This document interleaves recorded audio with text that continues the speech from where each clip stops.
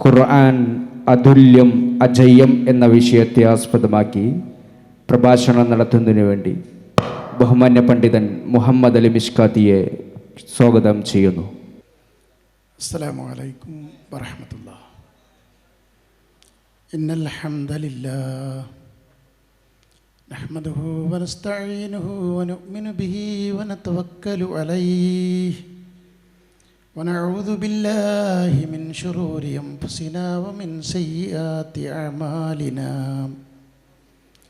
മൻ യഹ്ദിഹില്ലാഹു ഫലാ മുളില്ല ലഹു വമൻ യുദ്ലിൽ ഫലാ ഹാദിയ ലഹു. أشهد أن لا إله إلا الله وحده لا شريك له وأشهد أن محمدًا عبده ورسوله أرسله بالهدى ودين الحق ليظهره على الدين كله ولو كره المشركون. أما بعد فإن خير الكلام كلام الله وخير الهدي هدي محمد صلى الله عليه وسلم وشر الأمور محدثاتها وكل محدثة بدعة وكل بدعة ضلالة. اللهم صل على محمد وعلى آل محمد كما صليت على إبراهيم وعلى آل إبراهيم وبارك على محمد وعلى آل محمد كما باركت على إبراهيم وعلى آل إبراهيم إنك حميد مجيد. فاتقوا الله عباد الله. أعوذ بالله من الشيطان الرجيم. بسم الله الرحمن الرحيم. يا أيها الذين آمنوا اتقوا الله حق تقاته ولا تموتن إلا وأنتم مسلمون. إنما المؤمنون الذين إذا ذكر الله وجلت قلوبهم وإذا تليت عليهم آياته زادتهم إيمانا. ബഹുമാനവും ഏറെ സ്നേഹവുമുള്ള മലപ്പുറം വെസ്റ്റ് ജില്ല KNM-ൻ്റെയും ISM-ൻ്റെയും നേതാക്കളെ, പണ്ഡിതന്മാരെ, നല്ലവരായ സത്യവിശ്വാസികളെ, വിശ്വാസിനികളെ, സുഹൃത്തുക്കളെ,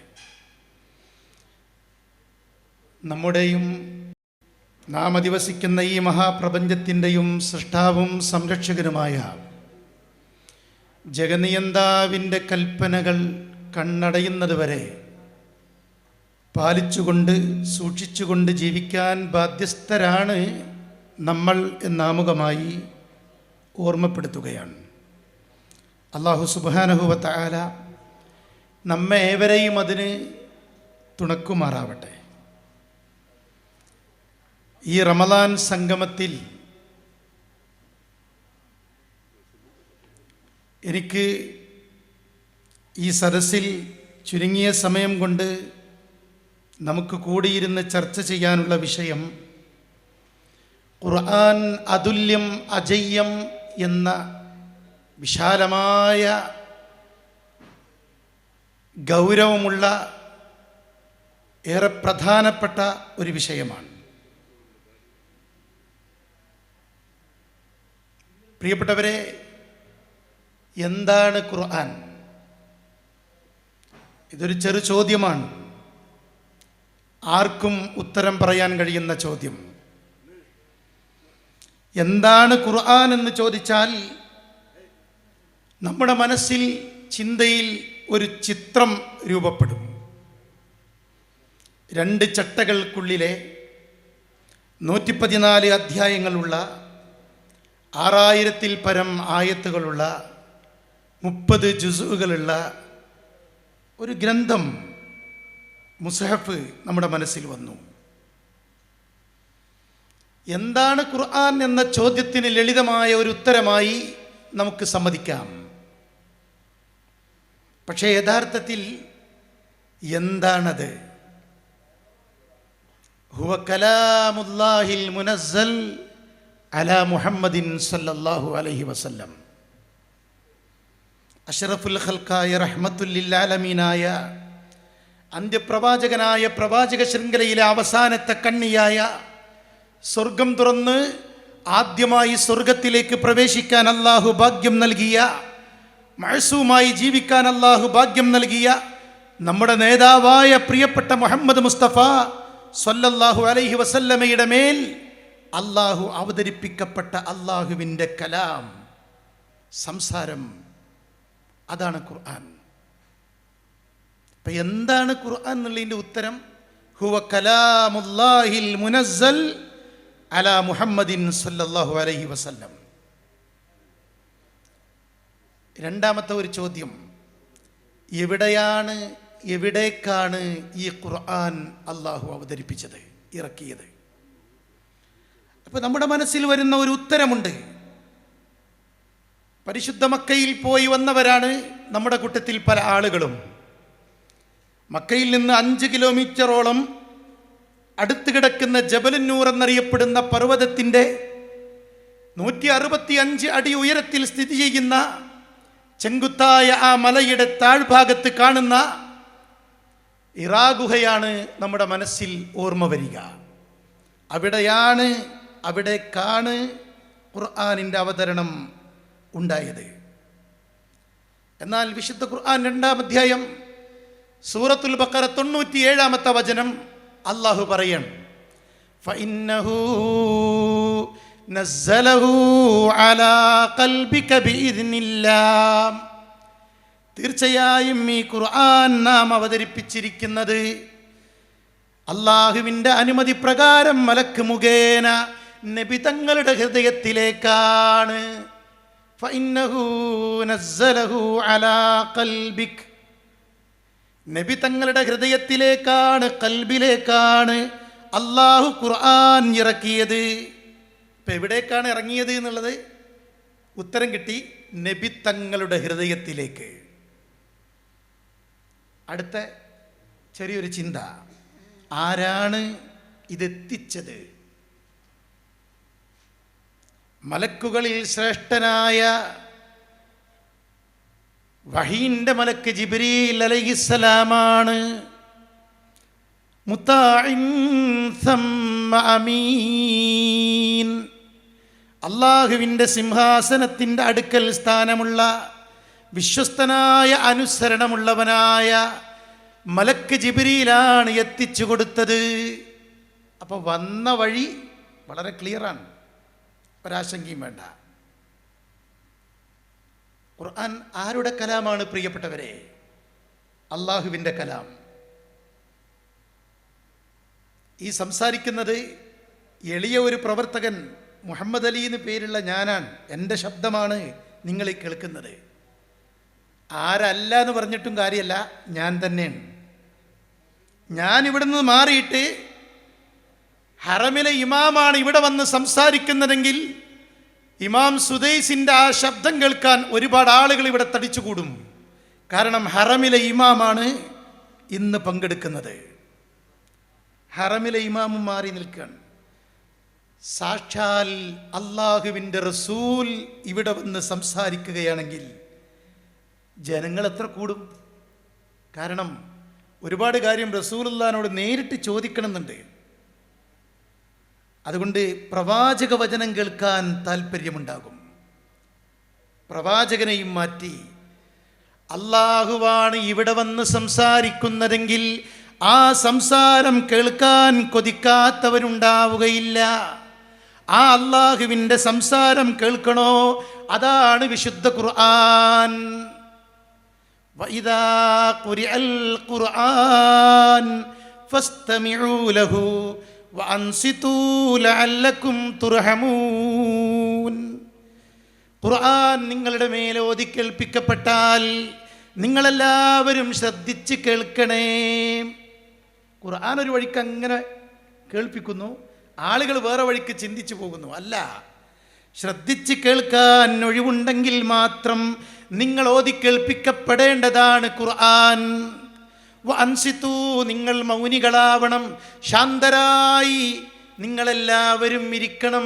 പറയുന്നത് അള്ളാഹുവിൻ്റെ കലാമാണ്. അള്ളാഹിൻ്റെ കലാം ഓതി കേൾപ്പിക്കപ്പെടുമ്പോൾ ആ ഒരു ഗാംഭീര്യം ഉണ്ടാവണം. ലഅല്ലക്കും തുർഹമൂൻ, അത്തരം സദസ്സുകളിലാണെങ്കിൽ പോലും നിങ്ങൾക്ക് അള്ളാഹുവിൻ്റെ കരുണ ലഭിക്കും. ജിബ്രീൽ അലൈഹിസ്സലാം ഇറാ ഗുഹയിൽ വന്ന ആ രംഗം നമ്മുടെ മനസ്സിലുണ്ട്. ഇഖ്റ, വായിക്കുക നബിയേ.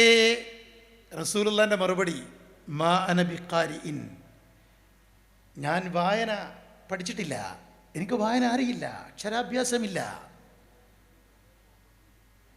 ആവർത്തിക്കുകയാണ് ഈ സംസാരം. ഇഖ്റ മാ അന ബിഖാരിഇൻ, അവസാനം വായിച്ചേ മതിയാകൂ, അള്ളാഹുവിൻ്റെ തീരുമാനമാണ്. അതുകൊണ്ട് ചേർത്ത് പിടിച്ചുകൊണ്ട്, കൂട്ടിപ്പിടിച്ചുകൊണ്ട് ജിബ്രീൽ അലൈഹിസ്സലാം ആലിംഗനം ചെയ്തുകൊണ്ട് ഇഖ്റ ബിസ്മി റബ്ബിക്കല്ലദീ ഖലഖ് ഓതി കേൾപ്പിക്കാൻ, വായിക്കാൻ നിർബന്ധിപ്പിക്കാൻ. പ്രിയപ്പെട്ടവരെ, നമ്മൾ ആലോചിക്കേണ്ടത് എന്തറിയോ? ഇഖ്റ എന്ന് പറയാൻ അള്ളാൻ്റെ റസൂലിന് കഴിയണില്ല.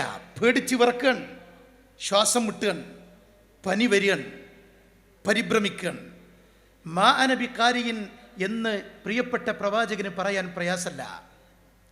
നമ്മൾ ആലോചിക്കേണ്ടത് അറബികളായ അവരുടെ ഭാഷയിൽ ഇഖ്റ പറയാനാണോ പ്രയാസം, അതോ മാ അന ബിഖാരിഇൻ എന്ന് പറയാനാണോ പ്രയാസം?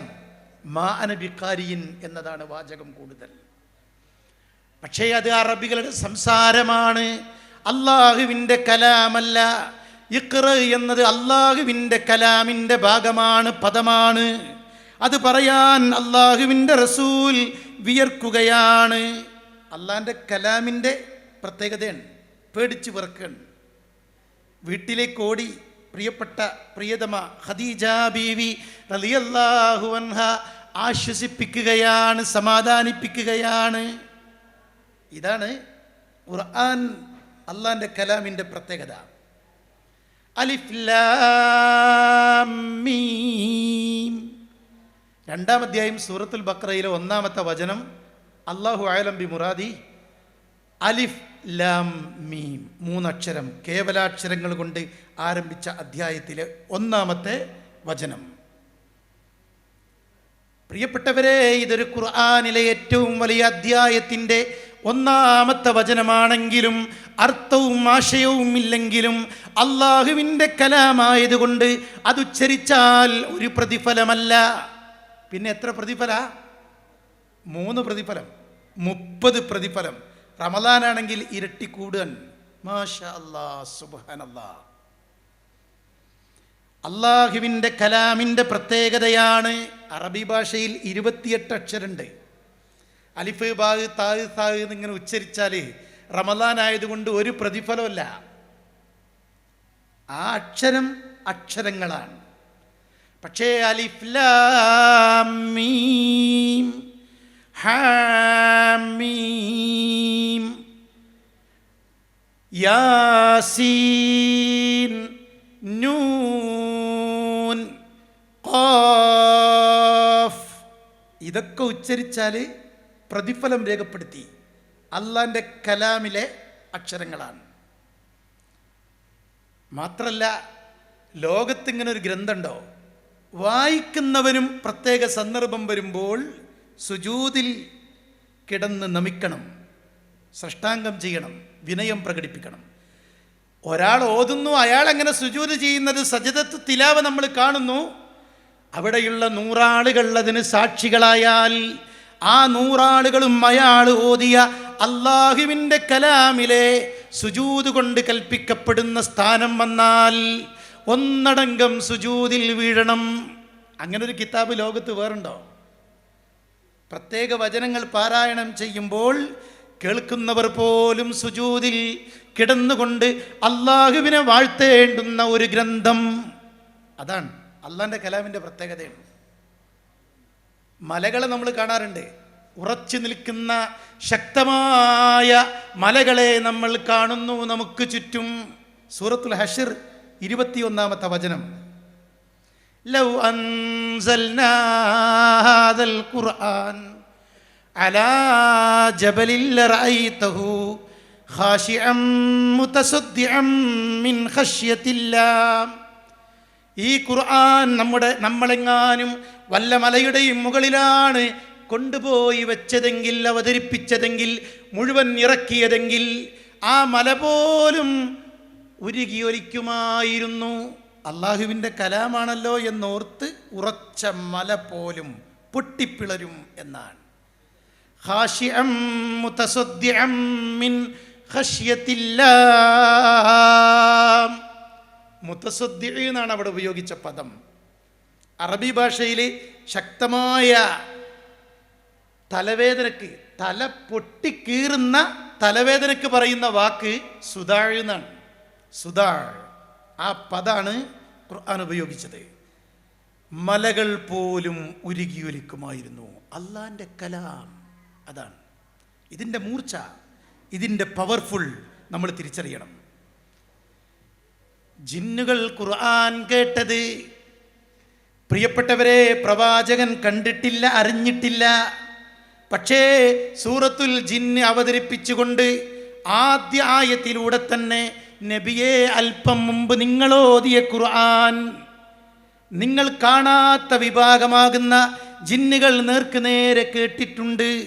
ഖുൽ ഊഹിയ ഇലയ്യ അന്നഹു ഇസ്തമഅ നഫറും മിനൽ ജിന്ന്. ഒരു സംഘം ജിന്നുകൾ അങ്ങയുടെ ഖുർആൻ ഇസ്തിമാഅ് ചെയ്തു, ശ്രദ്ധിച്ച് കേട്ടു. വഹയിലൂടെയാണ് റസൂലുള്ളാഹി അറിയണത്, തൊട്ട് മുമ്പാണ്. ഫഖാലൂ, അവരുടെ അഭിപ്രായമാണ് നമ്മൾ മനസ്സിലാക്കേണ്ടത്. ജിന്നുകൾ പോലും ഖുർആൻ കേട്ടിട്ട് പറഞ്ഞ വിലയിരുത്തൽ, ഇന്നാ സമീഅനാ ഖുർആനൻ അജബാ. അത്ഭുതം നിറഞ്ഞ, അത്ഭുതകരമായ, അത്യത്ഭുതകരമായ ഒരു ഖുർആനാണ് ഞങ്ങൾ കേട്ടത്. ഖുർആൻ കേട്ട ജിന്നുകളുടെ പ്രതികരണം. ഒരു സഹാബി വീട്ടിൽ രാത്രി ഖുർആൻ ഓതുകയാണ്. സുദീർഘമായി ഈണത്തിൽ, ഉച്ചത്തിൽ ഖുർആൻ പാരായണം ചെയ്യുകയാണ്. തൊഴുത്തില്ലാലയിൽ കെട്ടിയ കുതിരകൾക്ക് വിരളി പിടിച്ചുകൊണ്ട് പരിഭ്രമിക്കുകയാണ്. അള്ളാൻ്റെ റസൂലിനോട് വിവരം പറയുകയാണ്. അള്ളാൻ്റെ റസൂല് പറയുകയാണ്, അങ്ങയുടെ ഖുർആൻ പാരായണം കേട്ടുകൊണ്ട് ആകാശലോകത്ത് നിന്ന് മലക്കുകൾ ഇറങ്ങി വന്നതാണ്. നേരം പുലരുവോളം അങ്ങെങ്ങാനും അത് തുടർന്നിരുന്നുവെങ്കിൽ ആ പരിസരം മുഴുവൻ റഹ്മത്തിൻ്റെ മലക്കുകളെ കൊണ്ട് നിറയുമായിരുന്നു. ഖുർആൻ കേൾക്കുമ്പോൾ ഉണ്ടാകുന്ന മാറ്റം, ഖുർആൻ്റെ പ്രത്യേകത, മാത്രം പ്രത്യേകത. അള്ളാൻ്റെ റസൂലിന് അന്ത്യസമയം വന്നപ്പോൾ വല്ലാതെ പനിച്ചു വിറച്ചു. ജമാഅത്തിന് പള്ളിയിലേക്ക് ഇമാമത്തിന് വരാൻ കഴിയണില്ല, അത്രക്ക് പ്രയാസമാണ്. പ്രിയപ്പെട്ട പ്രിയതമ ആയിഷ ബീവി റളിയല്ലാഹു അൻഹയോട് അള്ളാൻ്റെ റസൂല് പറയുകയാണ്, ആയിഷ, അബൂബക്കറിനോട് ഇമാമത്ത് നിൽക്കാൻ പറ. അബൂബക്കർ റളിയല്ലാഹുവിനോടൊന്ന് ഇമാമത്ത് നിൽക്കാൻ, ബാപ്പാനോടൊന്ന് ഇമാമ് നിൽക്കാൻ വേണ്ടി പറയുക. ആയിഷ അള്ളാൻ്റെ റസൂലിൻ്റെ ഈ വാക്ക് കേട്ടപ്പോൾ, ഈ കൽപ്പന കേട്ടപ്പോൾ ആയിഷ ബീവി വിസമ്മതം പ്രകടിപ്പിച്ചുകൊണ്ട് പറയുകയാണ്, എൻ്റെ പിതാവ് റഖീഖുൽ ഖൽബാണ്, റഖീഖുൽ ഖൽബാണ്, ലോലഹൃദയനാണ്. എൻ്റെ ബാപ്പ സാധാരണ തന്നെ ഖുർആൻ ഓതുമ്പോൾ പൊട്ടിപ്പൊട്ടിക്കരയുന്നതാണ് ഞാൻ കാണാറുള്ളത്. നമസ്കാരത്തിന് എൻ്റെ ബാപ്പയെ ഇമാമത്ത് നിർത്തിയാൽ മഅ്മൂമുകൾക്ക് കേൾക്കാൻ കഴിയാതെ പോകും. അതുകൊണ്ട് നിർബന്ധിപ്പിക്കല്ലേ നബിയെ എന്ന് ആയിഷ ബീവി പറയാൻ. സുബ്ഹാനല്ലാഹ്. വഇദാ സമിഉ മാ ഉൻസില ഇലർ റസൂൽ തറാ അഅ്യുനഹും തഫീലു മിനദ്ദംഇ. പ്രവാചകന് അവതരിപ്പിക്കപ്പെട്ട ഈ ഗ്രന്ഥം, അള്ളാഹുവിൻ്റെ കലാം ഓതി കേൾപ്പിക്കപ്പെടുന്നത് ആര് കേട്ടുവോ വിശ്വാസികളാണെങ്കിൽ അവർക്ക് ഇളക്കമുണ്ടാകും, ചിന്തയുണ്ടാകും. തറാ അഅ്യുനഹും തഫീലു മിനദ്ദംഇ, അവരുടെ കണ്ണുകളിൽ നിന്ന് കണ്ണുനീരൊഴുകുന്നത് നിങ്ങൾക്ക് കാണാം. ഫലസ്തീനിൻ്റെ ചിത്രം, ദയനീയമായ ആ ചിത്രം നമ്മുടെ മുമ്പിലുണ്ട്. അള്ളാഹു അവർക്ക് സമാധാന ശാന്തി നൽകി അനുഗ്രഹിക്കുമാറാവട്ടെ. മാതാപിതാക്കളുടെ ജനാസ മുന്നിൽ കിടത്തിയിട്ടുണ്ട്. അവരുടെ വീട് തകർന്ന് തരിപ്പണായിട്ടുണ്ട്. എന്നിട്ടും ആ പിഞ്ചുബാലൻ ആ തകർന്നടിഞ്ഞ മാതാപിതാക്കളുടെ ജനാസക്ക് നമസ്കരിച്ചതിന് ശേഷം തകർന്നടിഞ്ഞ ആ വീടിൻ്റെ ഒരു കല്ലിലിരുന്നു കൊണ്ട് പ്രിയപ്പെട്ടവരെ ഖുർആനിൻ്റെ വചനം ഓതുകയാണ്. വലനബ്ലുവന്നകും ബിശൈഇം മിനൽ ഖൗഫി വൽ ജൂഅ്. ആയത്തിങ്ങനെ ഓതുകയാണ്. അള്ളാഹുവിൻ്റെ പരീക്ഷണം പ്രതീക്ഷിക്കണം. അവൻ നിങ്ങളെ ദുനിയാവിൽ പരീക്ഷിക്കുക തന്നെ ചെയ്യും. അതുകൊണ്ട് ക്ഷമാലുക്കൾക്ക് സന്തോഷ വാർത്ത അറിയിക്കുക എന്നുള്ള ആയത്തിങ്ങനെ ഓതുകയാണ്. ആ പൊന്നുമോൻ്റെ ആശ്വാസം, ആ പ്രതീക്ഷ, ഈമാനിൻ്റെ കരുത്ത്, പ്രിയപ്പെട്ടവരെ ഖുർആനിൻ്റെ ശക്തി ഒക്കെ നമുക്കവിടെ കാണാൻ പറ്റി. അതാണ് ഖുർആൻ. ഈ ഖുർആൻ്റെ ആശയം, ഖുർആനിൻ്റെ പ്രയോഗം, ഖുർആനിൻ്റെ ഗ്രാമർ തലം, ഖുർആനിൻ്റെ സാഹിത്യം, ഖുർആനിൻ്റെ പ്രതിപാദ്യ ശൈലി ഒക്കെ മഹാത്ഭുതമാണ്. ലോകത്തൊരുപാട് ഗവേഷണങ്ങൾ നടന്നുകൊണ്ടിരിക്കുന്നുണ്ട്, പഠന ഗവേഷണങ്ങൾ. പ്രിയപ്പെട്ടവരെ, കേരളത്തിലെ യൂണിവേഴ്സിറ്റികളിൽ വരെ ഗവേഷണം നടന്നുകൊണ്ടിരിക്കുന്നുണ്ട്. അതിൽ ഖുർആനിൻ്റെ അക്ഷരങ്ങൾ, ഖുർആനിൻ്റെ പ്രയോഗരീതികൾ, ഖുർആനിൻ്റെ സാഹിത്യം എത്ര മനോഹരമാണ് എന്ന് ഗവേഷകന്മാർ കണ്ടെത്തിക്കൊണ്ടിരിക്കുകയാണ്. കാലം ഏതാ നോക്കണം. 1400 കൊല്ലങ്ങൾക്ക് മുമ്പാണ്. ഒരു 60 കൊല്ലം മുമ്പ് ഉണ്ടായിരുന്ന മലയാള പത്രത്തിൻ്റെ ഒരു കട്ടിങ് കിട്ടിയാൽ ആ ഭാഷാപ്രയോഗം ഇന്നത്തെ ഭാഷാപ്രയോഗം തമ്മിൽ എത്ര വ്യത്യാസം ഉണ്ടാവും. ചിരി വരും അത് വായിച്ചാൽ, അത്ര മാറ്റം ഉണ്ടാവും.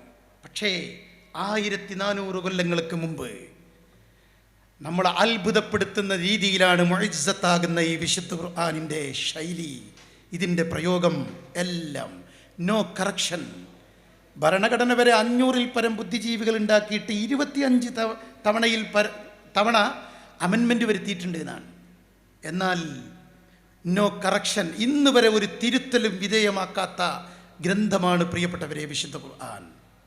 അത് പരാമർശിക്കാത്ത വിഷയങ്ങളില്ല. 10,000-ഓളം കൽപ്പനകൾ, ശാസ്ത്രീയ സൂചനകൾ, അനീതി എന്ന് പറഞ്ഞ് നുള്ളിക്കളയാൻ ഒരു വാക്ക് പോലും ഖുർആനിലില്ല.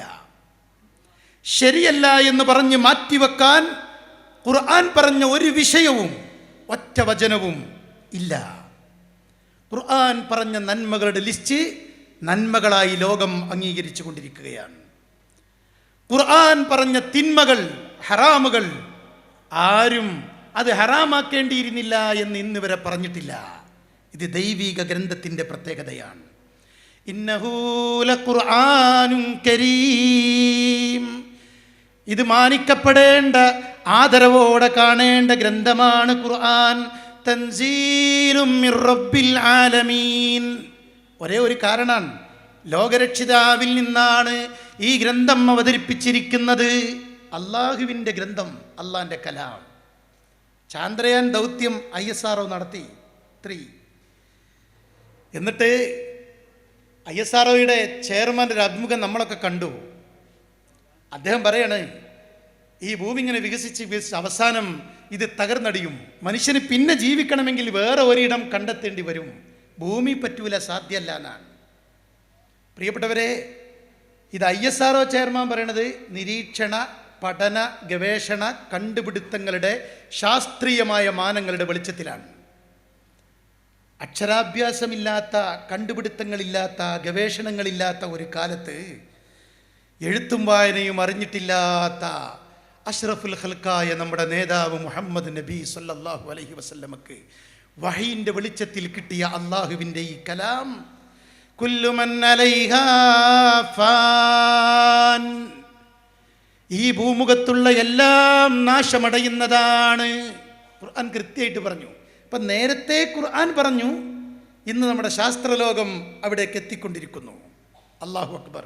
മനുഷ്യ ശരീരം 800 കോടി ജനത, അവരുടെയൊക്കെ മുഖം വ്യത്യസ്തമാണ്, ചുണ്ടുകൾക്കിടയിൽ നിന്ന് വരുന്ന ശബ്ദം വ്യത്യസ്തമാണ്, എല്ലാം വ്യത്യസ്തം. AI കാലഘട്ടത്തിലാണ് നമ്മൾ ജീവിക്കുന്നത്. ആർട്ടിഫിഷ്യൽ ഇൻ്റലിജൻസ്, മനുഷ്യനിർമ്മിത ബുദ്ധിയുടെ കാലഘട്ടം. ഇനി ഓപ്പറേഷൻ ചെയ്യാൻ AI ഡോക്ടർ വരുന്നതാണ്. അധ്യാപകൻ തിരുവനന്തപുരത്ത് AI ടീച്ചർ നിർമ്മിക്കപ്പെട്ടു.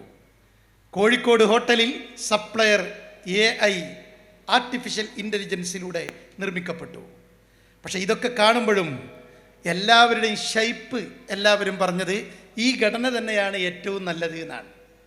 ആർട്ടിഫിഷ്യൽ ഇൻ്റലിജൻസിലും സൃഷ്ടിച്ചുകൊണ്ടിരിക്കുന്ന മനുഷ്യൻ്റെ ഘടന, ലഖദ് ഖലഖ്നൽ ഇൻസാന ഫീ അഹ്സനി തഖ്വീം, ഏറ്റവും സുന്ദരമായ ഘടനയിലാണ് മനുഷ്യരെ നിങ്ങളെ നാം സൃഷ്ടിച്ചിരിക്കുന്നത്. അള്ളാഹു പറയൻ, ആ ഘടന ഖുർആൻ പറഞ്ഞൊരു മാറ്റവും ഇന്ന് ലോകത്ത് ഒരു പരിഷ്കർത്താക്കളും അഭിപ്രായപ്പെട്ടിട്ടില്ല. ഖുർആൻ സമ്മതിക്കുന്ന സത്യം, പ്രിയപ്പെട്ടവരെ, നേരത്തെ സമ്മതിച്ച സത്യം ഇന്ന് പലരും സമ്മതിച്ചു കൊണ്ടിരിക്കുന്നു. എന്നിട്ട് ഈ മനുഷ്യൻ്റെ ശരീരഘടനയെ, ആന്തരിക ബാഹ്യ അവയവങ്ങളെക്കുറിച്ചൊക്കെ പഠനവിധേയമാക്കി ഏറ്റവും വിദഗ്ധരായ ഡോക്ടർമാർ പറഞ്ഞത് ഇതിനൊരു ഗ്യാരണ്ടി ഇല്ല എന്നാണ്. ഏത് സമയത്തും അറ്റാക്ക് വരാം, ഏത് സമയത്തും ഈ ശ്വാസം നിൽക്കാം, ഒരു ഗ്യാരണ്ടി ഇല്ല എന്നാണ്. പ്രിയപ്പെട്ടവരെ, ഇത് ഖുർആൻ കൃത്യമായി പറഞ്ഞു. കുല്ലു നഫ്സിൻ ദായിഖത്തുൽ മൗത്ത്, എല്ലാ ദേഹവും മരണം ആസ്വദിക്കുക തന്നെ ചെയ്യും. അതാണ് പഠനം നടത്തിയിട്ട് ഇന്ന് ശാസ്ത്രലോകവും സമ്മതിച്ചു കൊണ്ടിരിക്കുന്നത്. ഉയർത്തെഴുന്നേൽപ്പ് സത്യമാണ്, ഖുർആനാണ് പറയണത്. അതിന് ശാസ്ത്രീയമായി എങ്ങനെ എന്ത് എന്നൊക്കെ ചോദിക്കുന്ന ആളുകളുണ്ട്.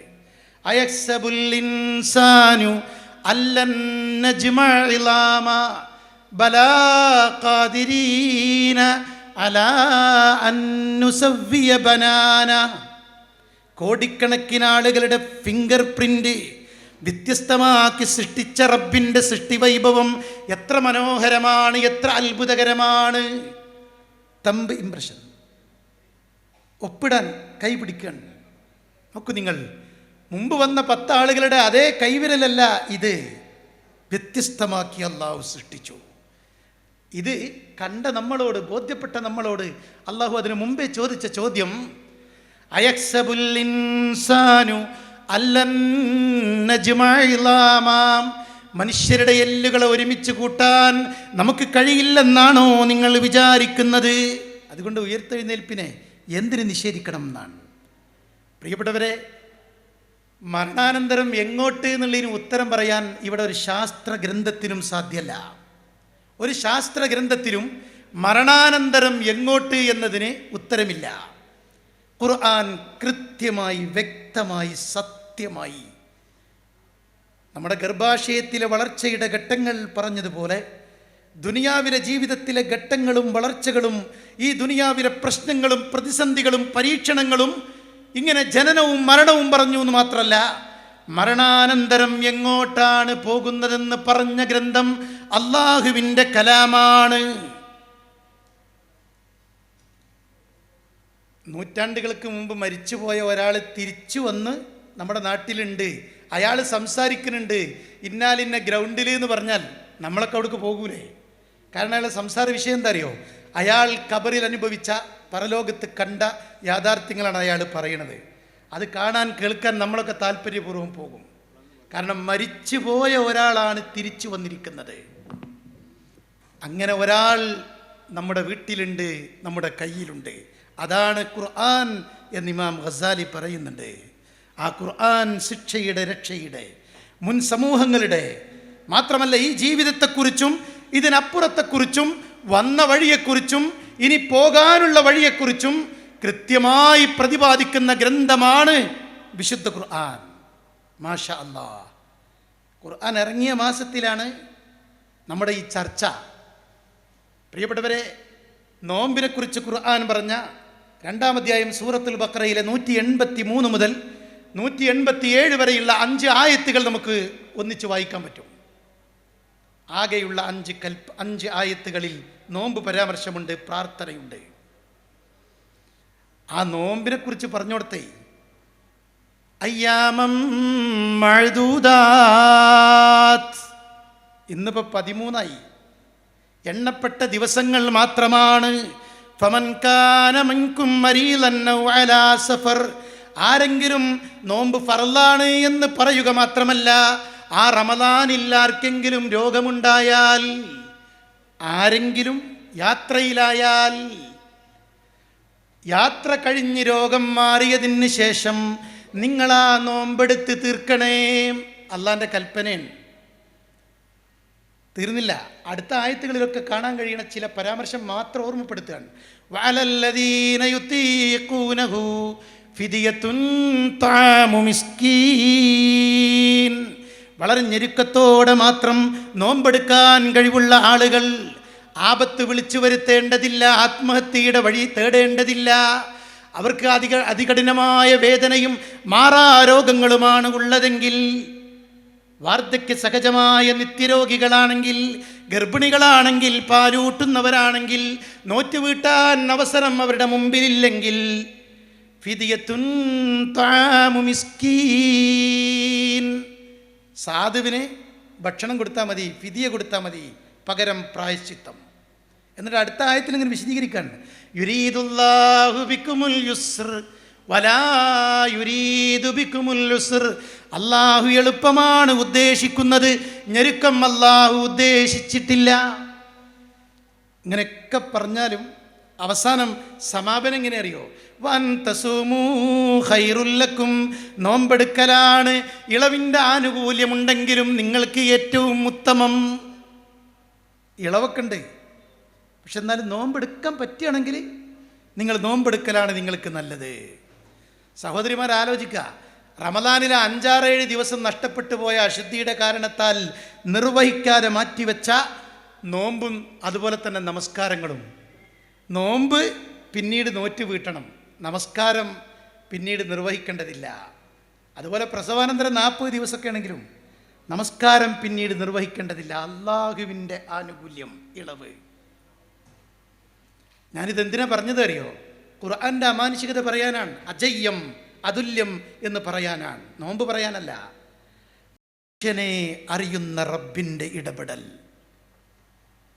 ഇങ്ങനെ ഒരു ഇടപെടൽ നോമ്പ് ഫർളാക്കിക്കൊണ്ടുള്ള കൽപ്പനകളിൽ ഇല്ലായിരുന്നുവെങ്കിൽ ഖുർആൻ വിരോധികൾ റമദാൻ വന്നാൽ വായ തുറന്നുകൊണ്ട് ഖുർആനിനെതിരെ അവർ ഉറഞ്ഞു തുള്ളുമായിരുന്നു. സുബ്ഹാനല്ലാഹ്, അല്ലാഹു അക്ബർ. അള്ളാഹു നോമ്പ് ഫർള എന്ന് പറഞ്ഞോടെ തന്നെ കൃത്യമായിട്ട് അതിന് അള്ളാഹു നമ്മുടെ കൂടെ ചേർന്ന് നിന്ന് ഇടപെട്ടുകൊണ്ട് നമ്മുടെ അവസ്ഥ അറിഞ്ഞുകൊണ്ട് സംസാരിക്കുകയാണ്. ഇത് മുഇസ്സത്താണ്, ഖുർആൻ മുഇസ്സത്താണ്. ബുദ്ധിജീവികൾ, ചിന്തകന്മാർ, ശാസ്ത്ര പ്രതിഭകൾ, സെലിബ്രിറ്റികൾ വരെ ഈ കാലഘട്ടത്തിൽ വരെ, ഇന്നലകളിൽ വരെ ഖുർആൻ ഉൾക്കൊണ്ടുകൊണ്ട് അള്ളാഹുവിൻ്റെ ഈ കലാമ് മനസ്സിലേക്ക് സ്വീകരിക്കുന്ന കാഴ്ച നമ്മൾ കണ്ടുകൊണ്ടിരിക്കുകയാണ്. ഇൻഹുവ ഇല്ലാ ദിക്റുൽ ലിൽ ആലമീൻ, ഇത് ലോകർക്കാകമാനമുള്ള ഉത്ബോധനമാണ്, ലോകർക്കാകമാനമുള്ള സന്ദേശമാണ്, വെളിച്ചമാണ്. ലിമൻ ശാഅ മിൻകും അൻ യസ്തഖീം, ആരാണ് ചൊവ്വായ നേരായ പാതയിൽ ജീവിക്കണമെന്നാഗ്രഹിക്കുന്നതെങ്കിൽ അവർക്കുള്ള വഴികാട്ടിയാണ് വിശുദ്ധ ഖുർആൻ. അതുകൊണ്ട് ഖുർആൻ തുറന്നു വെച്ച് ആ വഴിയിലൂടെ മുന്നോട്ട് പോവുക. ഏത് ഉപകരണത്തിനും വാങ്ങുമ്പോൾ അതിൻ്റെ കൂടെ ചൈനക്കാരുണ്ടാക്കിയാലും ജപ്പാൻകാരുണ്ടാക്കിയാലും കാണാം, ഒരു 8-10 ഭാഷകളിൽ ഒരു കാറ്റലോഗ് കാണാൻ പറ്റും. 500 രൂപൻ്റെ ആ ബോക്സ് തുറന്നു നോക്കുമ്പോൾ അതിൽ ആ ഉപകരണം നിർമ്മിച്ച നിർമ്മാതാക്കൾ എഴുതിവിട്ട കാറ്റലോഗ്. എന്തീ കാരണം? നിർമ്മാതാക്കൾക്കാണ് പറയാൻ പറ്റുക ഈ ഉപകരണം എങ്ങനെ ഉപയോഗിക്കണം. പ്രിയപ്പെട്ടവരെ, സൃഷ്ടാവായ പടച്ച റബ്ബ് സ്വർഗത്തിൽ നിന്ന് ഭൂമി ലോകത്തേക്ക് നമ്മുടെ വല്ലിപ്പാനിയും വല്യമാനെയും ആദം ഹവ്വ ദമ്പതികളെ പറഞ്ഞയച്ചപ്പോൾ ഇമ്മാ യഅ്തിയന്നകും മിന്നീ ഹുദാ ഫമൻ തബിയ ഹുദായ ഫലാ ഖൗഫുൻ അലൈഹിം വലാഹും യഹ്സനൂൻ. എൻ്റെ സന്ദേശം നിങ്ങൾക്ക് വരും, എൻ്റെ മഴ വരുന്നത് പോലെ, അനുഭവിക്കുന്നത് പോലെ, എൻ്റെ സൂര്യപ്രകാശം നിങ്ങൾക്ക് ലഭിക്കുന്നത് പോലെ എൻ്റെ ഹുദ നിങ്ങൾക്ക് വരും, എൻ്റെ സന്മാർഗത്തിൻ്റെ പ്രകാശം നിങ്ങളിലേക്ക് വരും, എൻ്റെ വേദങ്ങൾ വരും. അത് നിങ്ങൾ ശ്രദ്ധിക്കണം, ഉൾക്കൊള്ളണം. പിന്നീട് നിങ്ങൾക്ക് ഭയപ്പാടിൻ്റെ പ്രശ്നമില്ല. അന്ന് പറഞ്ഞതാണ്. പ്രിയപ്പെട്ടവരെ, ആ ഗ്രന്ഥമാണ്, അങ്ങനെ നമുക്ക് കിട്ടിയ ഗ്രന്ഥമാണ് നമ്മുടെ കയ്യിലുള്ള ഖുർആൻ. ഇത് സൃഷ്ടാവിൻ്റെ അറിയിപ്പാണ്. നമ്മളെങ്ങനെ ജീവിക്കണം എന്നതിന് സൃഷ്ടാവിൻ്റെ അറിയിപ്പ്. അതുകൊണ്ട് ഈ സദസ്സ് എനിക്ക് ഓർമ്മപ്പെടുത്താനുള്ളത്, ഒന്നാമതായി ഓതുക, പാരായണം ചെയ്യുക. വറത്തിലിൽ ഖുർആന തർത്തീല, സാവകാശം നിർത്തി ശ്രുതിമധുരമായി തജ്വീദോടുകൂടി അർത്ഥം ചിന്തിച്ചുകൊണ്ട് പ്രാർത്ഥനകൾ ഉരുവിട്ടുകൊണ്ട് ഖുർആൻ ഓതിക്കൊണ്ടിരിക്കുക. ഖുർആൻ സാവകാശം ഓതുക. ഇത് അല്ലാഹുവിൻ്റെ കലാമാണ്. അള്ളാഹു തൗഫീക്ക് നൽകുമാറാവട്ടെ. ഒരു ഖത്തം തീർത്തോലൊക്കൊന്ന് കൈപൊക്കി. റമദാനിൽ 13ാമത്തെ ഇന്ന് ഒരു ഖത്തം പൂർത്തിയായവർ കുറേ ആളുകളുണ്ട്. അൽഹംദുലില്ലാ, മാഷാ അല്ലാഹ്, അള്ളാഹു സ്വീകരിക്കുമാറാവട്ടെ. വേറെല്ലാവരും പൊക്കാൻ നിന്നപ്പോഴത്തിന് ഞാൻ വിഷയം മുന്നോട്ട് പോകുകയാണ്, സമയക്കുറവ് കൊണ്ടാണ്. അള്ളാഹു ഈ റമദാൻ കഴിയുമ്പോഴേക്കിന് 2 തവണയെങ്കിലും ഖുർആൻ ഖത്തം തീർക്കാൻ നമുക്ക് ഭാഗ്യം നൽകുമാറാവട്ടെ. ഒരാവർത്തിയെങ്കിലും ഈ ഒത്തുകൂടിയ ഈ വിഷയം ചർച്ച ചെയ്യുന്നതിൻ്റെ ശ്രോതാക്കളോട് എനിക്ക് പറയാനുള്ളത്, ഒരാവർത്തിയെങ്കിലും കണ്ണടയുന്നതിന് മുമ്പ് ഖുർആൻ പരിഭാഷ വെച്ച് അതിൻ്റെ അർത്ഥം ചിന്തിച്ചുകൊണ്ട് വേണം പ്രിയപ്പെട്ടവരെ നമുക്ക് ഈ ലോകത്ത് നിന്ന് ഇവിടെ പറയാൻ. അള്ളാഹു തൗഫീക്ക് നൽകുമാറാവട്ടെ. ഖുർആൻ ഇറങ്ങിയ മാസത്തിലാണ് നമ്മുടെ ഈ ചർച്ച. അതുകൊണ്ട് ഈ ഖുർആൻ ഓതുക. മഹാനായ ഇമാം അഹ്മദ് ബിൻ ഹംബൽ റഹ്മത്തുള്ളാഹിയുടെ ചരിത്രം പറയുന്നിടത്ത് മകൻ പറയുന്നുണ്ട്, ബാപ്പ ഒരാഴ്ചയിൽ 2 ഖത്തം തീർക്കും എന്നാണ്. 2 ഖത്തം. ഒരു ഖത്തം തീർക്കാറുള്ളത് പകൽ സമയത്താണ്. ഒരാഴ്ചയിൽ 2 ഖത്തം. നമ്മൾ ആലോചിക്കണം കേട്ടല്ലേ. ഒരു ഖത്തം തീർക്കാറുള്ളത് പകൽ സമയത്താണ്, ഒരു ഖത്തം രാത്രി സമയത്തുമാണ്. അങ്ങനെയാണ് ബാപ്പ 2 ഖത്തം ഒരാഴ്ചയിൽ തീർക്കാറുള്ളത് എന്നാണ്. അത്തർജു അൻ തകൂന റഫീഖ ഖൗമിൻ ലഹും സാദുൻ വ അൻത ബിഗൈരി സാദി. മഹാന്മാരുടെ, സ്വഹാബത്തിൻ്റെ, സ്വാലിഹീങ്ങളുടെ, മുൻഗാമികളുടെ, സലഫുകളുടെ ഒക്കെ ചരിത്രം പറയുമ്പോൾ നമുക്ക് വലിയ ആവേശമാണ്. പക്ഷേ അവർക്ക് സ്വർഗത്തിൽ പോകാനുള്ള വിഭവങ്ങളുമായി കൊണ്ടാണ് അവർ ജീവിതം അവസാനിപ്പിച്ചത്. അവർക്ക് യാത്രാ ഭക്ഷണമുണ്ട്, സ്വർഗത്തിൻ്റെ യോഗ്യതയുണ്ട്. സഹോദര, നിനക്ക് എന്താ ഉള്ളത് എന്നാണ്. അതുകൊണ്ട് നമ്മളടുത്ത് എന്തുണ്ട് എന്ന് നമ്മൾ ആലോചിക്കണം. പ്രിയപ്പെട്ടവരെ, ഖുർആൻ പാരായണം ചെയ്യുക, പഠിക്കുക, ചിന്തിക്കുക, പകർത്തുക. അള്ളാഹു തൗഫീക്ക് നൽകുമാറാവട്ടെ. ഒരു ഡോക്ടർ ഒരിക്കലും ഖുർആൻ സമ്മേളനത്തിൽ ഇതേപോലെ എനിക്ക് മുമ്പ് ആശംസ അർപ്പിച്ച് സംസാരിക്കുകയാണ്. അദ്ദേഹം മെഡിക്കൽ കോളേജിലെ പ്രഗത്ഭനായൊരു ഡോക്ടറാണ്. അദ്ദേഹം പറയാണ്, ഈ ഖുർആൻ സമ്മേളനത്തിൽ എനിക്ക് അവസരം കിട്ടിയത് ഭാഗ്യമാണെന്ന് അദ്ദേഹം പങ്കുവെക്കുകയാണ്. എന്നിട്ട് അദ്ദേഹം പറയാണ്, ഞാൻ ഖുർആൻ പഠിതാവാണ്, പക്ഷേ എനിക്കിതൊരു പ്രചോദനമായത് ഒരു റമദാനിൽ ഹറമിൽ തറാവീഹ് നമസ്കാരത്തിന് ഷെയ്ഖ് സുദൈസിൻ്റെ പിന്നിൽ മൗമുമായി പിന്തുടർന്ന് നമസ്കരിക്കുന്നതിൻ്റെ ആവേശമാണ് ഖുർആൻ പഠിക്കാൻ എന്നെ പ്രേരിപ്പിച്ചത് എന്നാണ് അദ്ദേഹം പറയാണ്. ഇമാം സുദൈസ് നമസ്കാരത്തിൽ പൊട്ടി കരയുന്നത് ഞാൻ കേട്ടു, സാക്ഷിയായി. ഇമാമിൻ്റെ കരച്ചിലിൻ്റെ കൂടെ ഞാനും, കോഴിക്കോട്ടുകാരനായ ഞാനും കരഞ്ഞു. ഇമാം കരഞ്ഞത് ഖുർആനിൻ്റെ അർത്ഥം ചിന്തിച്ചുകൊണ്ട് ഖബറിനെക്കുറിച്ചും വിചാരണയെക്കുറിച്ചും നരകത്തെക്കുറിച്ചും പറയുന്ന ആയത്തുകൾ വരുമ്പോഴാണ് ഇമാം പൊട്ടിക്കരഞ്ഞതെങ്കിൽ ഞാൻ കരഞ്ഞത് റബ്ബേ എനിക്കിതിൻ്റെ അർത്ഥം അറിയില്ലല്ലോ എന്നോർത്തുകൊണ്ട് കുറ്റബോധത്തോടെയാണ് ഞാൻ ആ നമസ്കാരം പൂർത്തിയാക്കിയത്. എന്ത് ഡോക്ടറായിട്ടെന്താ, എനിക്ക് അള്ളാൻ്റെ കലാം അറിയില്ലല്ലോ എന്നോർത്ത് കരഞ്ഞു എന്നാണ്. അദ്ദേഹം നാട്ടിൽ വന്നിട്ട് വേഗം ഖുർആൻ പഠന ക്ലാസ്സിൽ ചേരുകയാണ്. എന്നിട്ട് അദ്ദേഹം പറയാണ്, എനിക്ക് 1.5 ലക്ഷം രൂപ 2 ലക്ഷം രൂപയാണ് എൻ്റെ ഒരു മണിക്കൂറിൻ്റെ വില എന്നാണ്. അതിനേക്കാളും വലിയ മൂല്യമുള്ളതാണ് ഇപ്പം ഞാൻ പഠിച്ചുകൊണ്ടിരിക്കുന്നത് എന്നാണ്. പ്രിയപ്പെട്ടവരെ, അദ്ദേഹം പേരക്കുട്ടികളെ, മക്കളൊക്കെ മുതിർന്നു, പേരക്കുട്ടികൾ മുഴുവൻ നമ്മുടെ അൽമനാർ പ്രീ സ്കൂളിലെ പഠിതാക്കളാണ്. അതുകൊണ്ട് അദ്ദേഹം പങ്കുവെക്കുകയാണ്, ആ കുട്ടികൾ അവരെ ഞാൻ ഖുർആൻ പഠിപ്പിക്കാൻ വേണ്ടി 3.5 വയസ്സ് മുതൽ തീരുമാനിച്ചിട്ടുണ്ട് എന്നാണ്.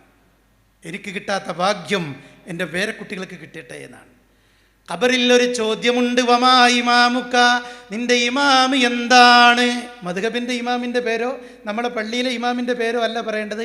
ഇമാമ് ഖുർആനി, എൻ്റെ ഇമാമ് ഖുർആനാണ്. അപ്പം ഖബറിൽ ചോദ്യമുണ്ട്. ഖുർആൻ മഹ്ശറിലേക്ക് കുഴിമാടങ്ങളിൽ നിന്ന് ഖബറുകളിൽ നിന്ന് മണ്ണും തട്ടിക്കുടഞ്ഞുകൊണ്ട് നമ്മൾ എണീറ്റ് നടന്ന് ഓടിപ്പോകുന്ന ഭയവിഹ്വലരായ ഒരു രംഗമുണ്ട്. നഫ്സി നഫ്സി എന്ന് പറയുന്ന ഒരവസ്ഥയുണ്ട്. ആരും കൂടെ വരാനില്ല, ഒരു പ്രതാപവും ഒരു പ്രൗഢിയും നമ്മെ അനുഗമിക്കാനില്ല. ആ ലോകത്തതാ നടന്നു നീങ്ങുമ്പോൾ പുറകിൽ വന്നുകൊണ്ടൊരാൾ കൊട്ടി വിളിക്കുകയാണ്, തട്ടി വിളിക്കുകയാണ്. അപ്പോൾ നമ്മളിങ്ങനെ തിരിഞ്ഞു നോക്കും. മാരിഫ്, എനിക്ക് മനസ്സിലായില്ല, നിങ്ങൾ ആരാണ്? അപ്പോൾ ഈ സുഹൃത്ത് പറയാൻ, അന സാഹിബുക്കൽ ഖുർആൻ അല്ലദീ അസ്ഹർത ലൈലക്, നിന്റെ രാത്രി ഉറക്കമൊഴിച്ചുകൊണ്ട് നീ ഓതിയിരുന്ന ഖുർആനില്ലേ, ആ ഖുർആനാണ് ഞാൻ. അള്ളാഹു എന്നെ നിന്റെ അടുക്കലേക്ക് കൂട്ടുകാരനായി പറഞ്ഞയച്ചതാണ്.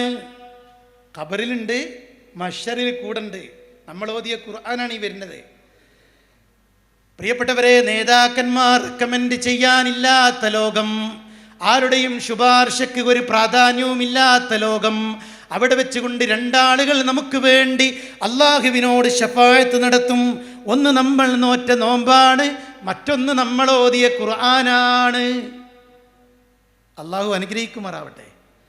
കുട്ടികൾക്കും മക്കൾക്കും ഒക്കെ ഖുർആൻ പഠിപ്പിച്ച് രക്ഷിതാക്കൾ ഈ കൂട്ടത്തിലുണ്ടാവും. വലിയ സദസ്സിൽ, ആ മഹ്ശറിൽ പ്രിയപ്പെട്ടവരെ, ആ വൻസഭയിൽ വെച്ചുകൊണ്ട് ചില രക്ഷിതാക്കളെ തെരഞ്ഞു പിടിച്ചുകൊണ്ട് മലക്ക് വന്നുകൊണ്ട് താജുൽ വഖാർ, ഗാംഭീര്യത്തിൻ്റെ കിരീടം വെച്ച് കൊടുക്കുകയാണ്.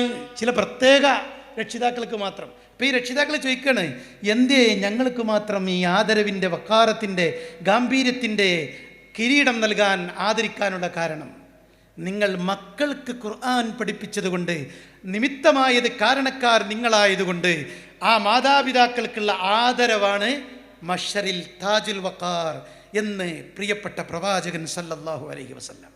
സ്വർഗത്തിലേക്ക് ചെന്നാൽ ഒരു കണ്ണും കാണാത്ത അത്ഭുതങ്ങളുടെ കലവറയാണ്, ലോകമാണ് സ്വർഗം. സ്വർഗത്തിൻ്റെ ദർജകൾ മുകളിലേക്ക്, ഉന്നതികളിലേക്ക് കൂടിക്കൂടി വന്നുകൊണ്ടിരിക്കുകയാണ്. ഉയർന്നിങ്ങനെ പോകുന്നതാണ്. ഓതുക കയറുക, ഓതുക കയറുക, അങ്ങനെ ലിഫ്റ്റ് പോലെ മോളിക്ക് ഇങ്ങനെ കയറി കയറി പോവുകയാണ് ഉന്നതമായ സ്വർഗ സൗകര്യങ്ങളിലേക്ക്. എന്താ യോഗ്യത എന്നോ? ഖുർആൻ ഓതലാണ്. ദുനിയാവിൽ എത്രത്തോളമാണോ നമ്മൾ ഓതിയത്, അതുവരെയായിരിക്കും നമ്മുടെ അവിടുത്തെ സ്ഥാനം. സുബ്ഹാനല്ലാഹ്. പ്രിയപ്പെട്ടവരെ, ഇതാണ് നമ്മളെ ഓതിയ ഖുർആനിൻ്റെ മഹത്വം നമുക്ക് നാളെ കിട്ടാൻ പോണത്. എൻ്റെ സമയം അവസാനിക്കാൻ പോവുകയാണ്. ഒറ്റ കാര്യം പറയാനുള്ളത്, ഖുർആൻ ഓതുക, പഠിക്കുക, പകർത്തുക. തുറഫഹു ബിയദില്ല, ഇതിൻ്റെ ഒരറ്റം നമ്മുടെ കയ്യിലാണ്, ഒരറ്റം അള്ളാഹുവിൻ്റെ കയ്യിലാണ്. നമ്മൾ ഓതുമ്പോൾ ലൈവായിട്ട് പടച്ച റബ്ബിനെ നമുക്ക് കിട്ടുകയാണ്. റബ്ബിൻ്റെ സംസാരമാണ്. റബ്ബിനെ ലൈവായിട്ട് സംഭാഷണം നടത്താനാണ് എനിക്കും നിങ്ങൾക്കും കിട്ടുന്നത്. റമദാൻ അതിന് നിമിത്തമാവണം. സോഷ്യൽ മീഡിയയിൽ എത്ര സമയമാണ് വെറുതെ നമ്മൾ പ്രിയപ്പെട്ടവരെ ചെലവഴിക്കുന്നതെന്ന് നമ്മളൊന്ന് ആത്മാർത്ഥമായിട്ട് പരിശോധിക്കുക. എന്നാൽ ഒരു പേജ് ഖുർആൻ ഓതാൻ 5 മിനിറ്റ് മതി. 5 മിനിറ്റ് സാവകാശം ഓതുകയാണെങ്കിലും, അർത്ഥമൊക്കെ ചിന്തിച്ച് പരിഭാഷ വെച്ച് വായിക്കുകയാണെങ്കിൽ വരെ 5 മിനിറ്റ് മതി. ആ 5 മിനിറ്റ് കൊണ്ട് പ്രിയപ്പെട്ടവരെ, അതിൽ വന്ന 500 അക്ഷരങ്ങളാണുള്ളതെങ്കിൽ 5000 പ്രതിഫലമാണ് ഒരു പേജ് കൊണ്ട് നമുക്ക് കിട്ടാൻ പോണത്. 10 ഇരട്ടി 70 ഇരട്ടി മുതൽ പ്രതിഫലം കിട്ടുന്ന മാസം. ഉപയോഗപ്പെടുത്തുക. ലോകാത്ഭുതങ്ങളിൽ മഹാത്ഭുതമാണ് പ്രിയപ്പെട്ടവരെ വിശുദ്ധ ഖുർആൻ. ഇതുള്ളിൽ ഒരു കുളിർമഴയായി അനുഭവിക്കാൻ നമുക്ക് കഴിയണം. ഇതിൻ്റെ സംരക്ഷണം അള്ളാഹു ഏറ്റെടുത്തു, നമ്മളാരും ഏൽപ്പിച്ചിട്ടില്ല. ഇന്നാ നഹ്നു നസ്സൽന الذിക്റ വഇന്നാ ലഹു ലഹാഫിളൂൻ. സംഘടനയെയോ ഒരു നാടിനെയോ ഒരു രാജ്യത്തെയോ അള്ളാഹു ഏൽപ്പിച്ചിട്ടില്ല. അള്ളാഹു ലൈവായിട്ട് ഇതിൻ്റെ സംരക്ഷണം ഏറ്റെടുത്തു എന്നാണ്. പ്രിയപ്പെട്ടവരെ, അതുകൊണ്ട് ഖുർആനിൻ്റെ മുമ്പിൽ വിനീതരാവാൻ കണ്ണടയുന്നത് വരെ നമ്മളെല്ലാവരും താല്പര്യം കാണിക്കുക. അള്ളാഹു അനുഗ്രഹിക്കുമാറാവട്ടെ. ലൗ അൻസൽനാ ഹാദൽ ഖുർആൻ, ഈ ഖുർആൻ എത്ര അത്ഭുതമാണ്. പർവ്വതത്തെ ചൂണ്ടി അള്ളാഹു ഓർമ്മപ്പെടുത്തിയ വചനം പ്രിയപ്പെട്ടവരെ നമ്മുടെ മനസ്സിനെ പിടിച്ചു കുലുക്കാൻ നിമിത്തമാവണം.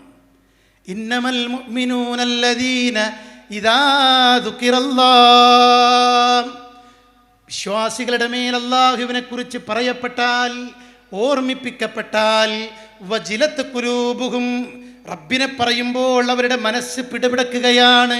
വൈദാ തുലിയത്ത് അലൈഹിം ആയാതു, അവരുടെ മേൽ അല്ലാഹുവിൻ്റെ ആയത്തുകൾ ഓതി കേൾപ്പിക്കപ്പെട്ടാൽ, അള്ളാഹിൻ്റെ ആയത്ത് ഇങ്ങനെ ഓതി കേൾപ്പിക്കപ്പെട്ടാൽ, ആയത്ത് കേട്ടാൽ തന്നെ നമ്മളെ വാഹനത്തിൽ ഇങ്ങനെ പോകുമ്പോൾ ആ നല്ല കാര്യങ്ങളുടെ ഓത്തിങ്ങനെ വെച്ചാൽ എന്തൊരാനന്ദമാണ്, എന്തൊരു ആസ്വദനമാണ്, എത്ര മനോഹരമാണ്, എത്ര ചിന്തനീയമാണ്. സാദത്തുഹും ഈമാനാ, ഖുർആൻ കേൾക്കുമ്പോൾ അവർക്ക് ഈമാൻ വർദ്ധിച്ചുകൊണ്ടിരിക്കും. ഈമാൻ വർദ്ധിക്കണം എന്നാഗ്രഹിക്കുന്നവരെ ഖുർആനിലേക്ക് നിങ്ങൾ കാതു കൊടുക്കുക, ഖുർആനിലേക്ക് മനസ്സ് കൊടുക്കുക. വഅലാ റബ്ബിഹിം യതവക്കലൂൻ, അവർ ഖുർആനിൻ്റെ വിനീതരായ ശ്രോതാക്കളാണെങ്കിൽ, പാരായണം ചെയ്യുന്നവരാണെങ്കിൽ സ്വാഭാവികമായും അവർക്ക് അല്ലാഹുവിൽ ബരമേൽപ്പിക്കുന്ന സ്വഭാവമുണ്ടാകും. പ്രിയപ്പെട്ടവരെ, എല്ലാ സൽഗുണങ്ങളും നേടാൻ ഖുർആൻ പഠിക്കുക, പകർത്തുക. ഈ ഖുർആൻ അതുല്യം അജയ്യം എന്ന ചുരുങ്ങിയ സമയത്തിനുള്ള ഒരു ചെറിയ പരിശോധന മാത്രമാണ് വിശാലമായ ഈ വിഷയത്തിൽ നമ്മൾ നടത്തിയത്. അള്ളാഹു നമ്മേവരെയും അനുഗ്രഹിക്കുമാറാവട്ടെ. വിശുദ്ധ ഖുർആൻ പഠിക്കാനും ജീവിതത്തിൽ പകർത്തി ജീവിക്കുവാനും അള്ളാഹു നമ്മേവരെയും തൗഫീഖ് നൽകി അനുഗ്രഹിക്കുമാറാവട്ടെ. ലോകത്ത് പ്രയാസങ്ങൾ അനുഭവിക്കുന്ന നമ്മുടെ സഹോദരങ്ങൾക്ക് അള്ളാഹു ശാന്തിയും സമാധാനവും നിർഭയത്വവും നൽകി അനുഗ്രഹിക്കുമാറാവട്ടെ. മരണപ്പെട്ടു പോയ നമ്മുടെ പ്രസ്ഥാന ബന്ധുക്കളും മാതാപിതാക്കളും ഉൾപ്പെടെയുള്ള മുഴുവൻ വിശ്വാസികളെയും അള്ളാഹു സ്വർഗ്ഗലോകത്ത് ഒരുമിച്ച് കൂട്ടുമാറാവട്ടെ. രോഗം കൊണ്ട് കഷ്ടപ്പെടുന്ന ഒരുപാട് ആളുകൾ നമ്മുടെ കൂട്ടത്തിലുണ്ട്. അള്ളാഹുവേ, അവർക്ക് നീ ശിഫ നൽകി അനുഗ്രഹിക്കണമേ നാഥ. റമദാനിൽ നമ്മൾ അനുഷ്ഠിച്ച കർമ്മങ്ങൾ അള്ളാഹു നമ്മിൽ നിന്ന് സ്വീകരിക്കുമാറാവട്ടെ. ഇനിയുള്ള ദിനരാത്രങ്ങളെ നമുക്ക് വേണ്ടി ഉപയോഗപ്പെടുത്താനുള്ള ആയുരാരോഗ്യം അള്ളാഹു പ്രദാനം ചെയ്ത് തരുമാറാവട്ടെ. വആഖിറു ദഅവാന അനിൽ ഹംദുലില്ലാഹി റബ്ബിൽ ആലമീൻ. വസ്സലാമു അലൈക്കും വറഹ്മത്തുള്ളാഹി.